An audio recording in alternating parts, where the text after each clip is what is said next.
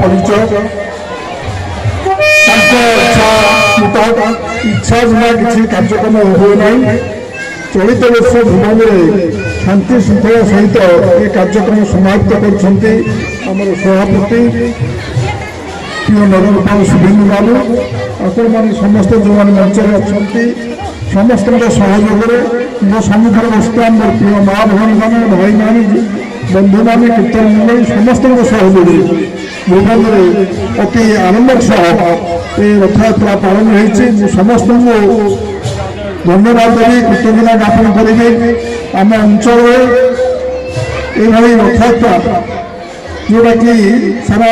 ओडिशा जो भाई आम पुरी रथयात्रा होगी विभद्र मध्य रथयात्रा से भाव में से प्रमुख नीतिकाती अनुसार आम कार्यक्रम करुचे तेणु आप